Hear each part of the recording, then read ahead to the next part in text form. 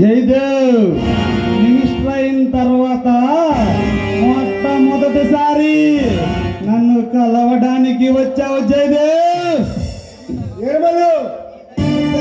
నాపై ఉన్నంతకాలం జయదేవ్కి ఇదే కానీ అపజయం ఉండదు.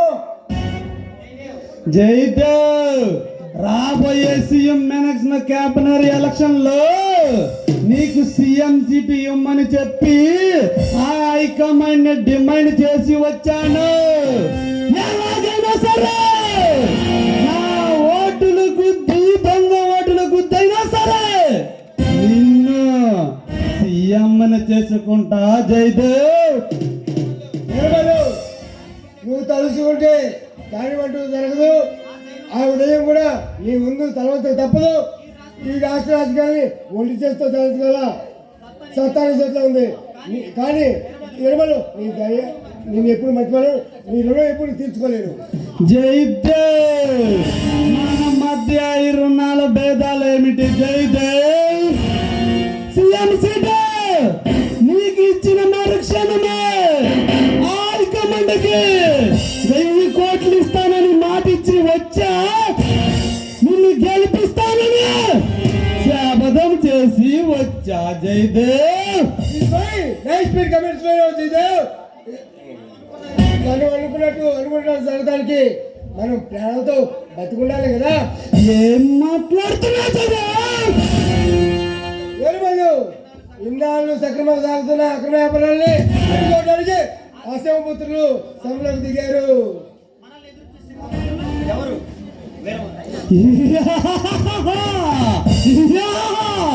మనల్ని ఎదిరించే ఆ సింహపుత్రులు ఎవరు చేద్దాం?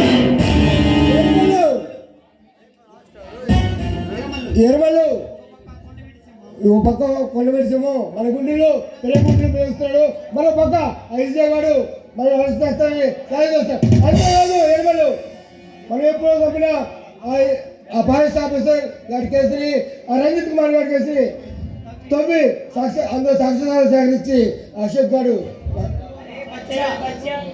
అరే బచ్చా, ఇప్పుడు నేను చెప్పేది విన్నా. ఆ ఏరమల్ ఇప్పుడు నేను చెప్పేది వినా.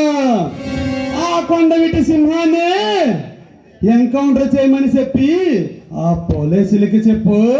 అప్పుడు ఆ అశోక్ గాడు కొండవీటి సింహం ఇద్దరు పోతారు. ఆ తర్వాత అశోక్ గాడు వస్తాడు, ఆడిని అంతం చేసేద్దాం. అవు ఇంగ్లీష్ ఎలా చెప్పు నవ్వు.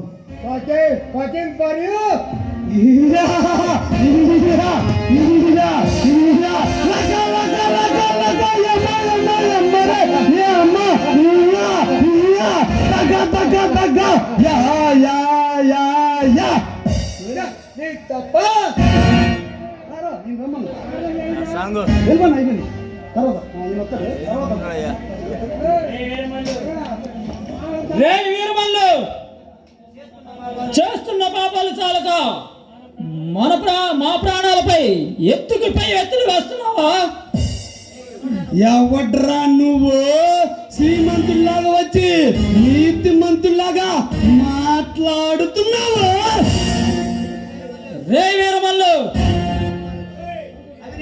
అవినీతి అక్రమాలతో అడవి సంపదను దోచుకుని తింటున్నే అమాయకులైన ఈ పేద ప్రజలను, నీ దారికి అడ్డొచ్చిన వాళ్ళను బలి తీసుకుంటున్న నీలాంటి నరరూప రాక్షసుల్ని వేటాడటానికి వచ్చిన ఎదురులేని సింహాన్ని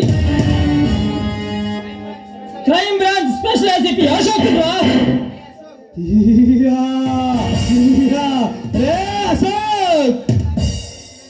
ఇప్పుడే నీ గురించి విన్నాను, నా కళ్ళారా చూశాను. నువ్వు ఒకరితో పెట్టుకునే ముందు వాడు గురించి ఆలోచించుకుని పెట్టుకో. నీ ప్రాణాలైనా మిగులుతాయే. రే వీరమల్లు, నీలాంటి నీచుల చేతిలో చావటానికి నేను అసమర్థుడి కాదు. సింహాన్ని నీలాంటి రాక్షసుల రాక్షసుల సంహారం చేయడానికి వచ్చిన నరసింహాన్ని. రే అశోక్, ఈ సమాజాన్ని మార్చాలని ఎంతో మంది ఎదురు చూశారు. ఈ సింహానివైనా నరసింహానివైనా రుద్రసింహానివైనా సరే నిన్ను నరికి నా పెంపుడు పులులకి ఆహారంగా వేస్తాను. ఇయ్యా ఇయ్యా రే వీరమల్లు, ఈ ఆంధ్రాన్ని నాశనం చేయాలని చూస్తున్నా నీలాంటి నరరూప రాక్షసుల్ని పాతాళానికి తొక్కడానికి వచ్చిన ఈ ఆంధ్ర సింహాన్ని రా. ఏ అశోక్, నన్ను ఢీ కొట్టాలంటే నా చరిత్ర తెలుసుకుని నాతో ఢీకొను, లేకపోతే డైరెక్టర్ గా వల్ల కాటికే పోతావు. రే వీరమల్లు, నీ చరిత్ర తెలుసుకోవడానికి నువ్వేమన్నా స్వతంత్రంలో పోరాడావా, లేక ఉప్పు చిత్తగ్రహణంలో పాల్గొన్నావా? అడవి సంపదను దోచుకునే కుటుంబగానివి నువ్వు. రే అశోక్, ఇయ్యా, నిన్ను ఆ కొండ విడి సింహాన్ని విజయ్ని అశోక్ని ముగ్గురిని ముక్కలు నరకడానికి కాపు కాసి ఎదురు చూస్తున్నా. దొరుకుతారని చూస్తున్నా. ఎప్పుడు దొరుకుతాడో అప్పుడు వేసేస్తా. రే వీరమల్లు, నాకు 6 నిమిషం పట్టదురా నిన్ను సెంట్రల్ జైలుకి పంపించడానికి. మర్యాదగా చెబుతున్నా, నువ్వు చేసే అక్రమాలు ఆపేసి మర్యాదగా లొంగిపో. నా చేతుల్లో బ్రతికిపోతావు. రే అశోక్, నా దమ్ము ధైర్యం ఏమిటో నీకు త్వరలోనే చూపిస్తా. వస్తా విషయానికి కాదు, ఉల్టాకి పల్టా నెంబర్కి 369 పెట్టి కొడితే వస్తాడ్రా ఈ వెంకట్రావు గారు.